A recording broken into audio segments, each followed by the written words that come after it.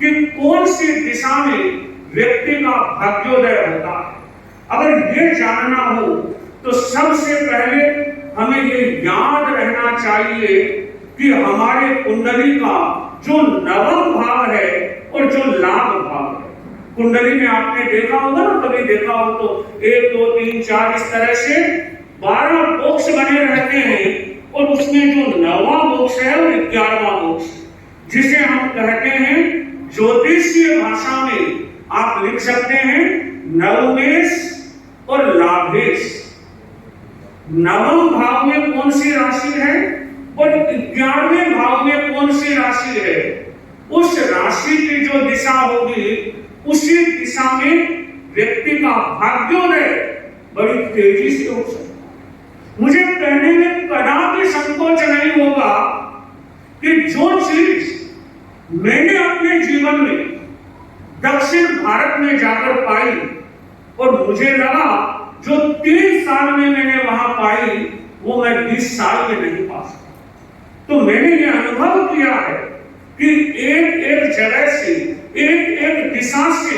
एक एक स्थान से, एक एक व्यक्ति से किसी ने किसी को किसी भी प्रकार से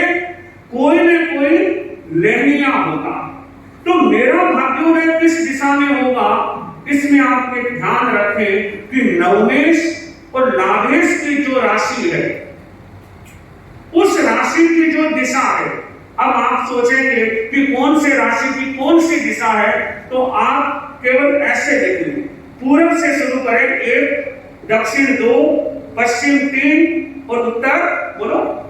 4, वापस पूरब 5, दक्षिण 6, पश्चिम 7, उत्तर 8, पूरब 9, दक्षिण 10, पश्चिम और उत्तर 5। इस क्रम से राशियां होती है। यानी जो मेष राशि है 1 नंबर की, जो 5 नंबर की राशि है सिंह राशि और जो 9 नंबर की राशि है धनु राशि, इसकी दिशा कौन सी हो गई, पूरब दिशा हो गई। फिर आप कैसे कर सकते हैं कि 2 से कौन सी होगी, 6 से कौन सी होगी और 8 से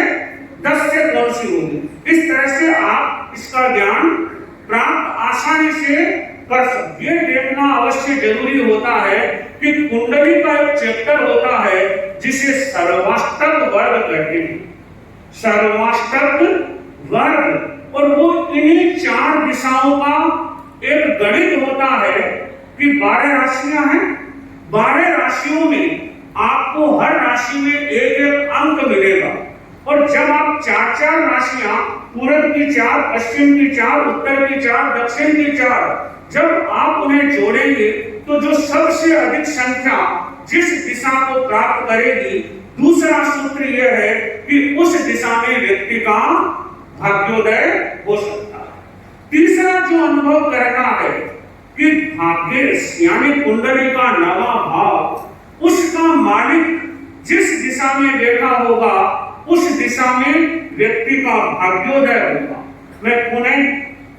एक बार इस बात को वापस दोहराता हूं क्योंकि आप आराम से समझो कि 3 सूत्रों से हम ये जानेंगे, 3 सूत्रों से हम ये जानेंगे कि व्यक्ति का भाग्योदय किस दिशा में होगा।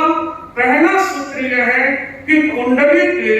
9वां भाव और लाभ भाव में जो राशि है उस राशि की जो दिशा है उस दिशा में व्यक्ति का भाग्योदय हो सकता है। दूसरा सूत्र है कि सर्वाष्टक वर्ग में जिस दिशा को सबसे अधिक अंक मिलता है, संभवतः उस दिशा में व्यक्ति का भाग्योदय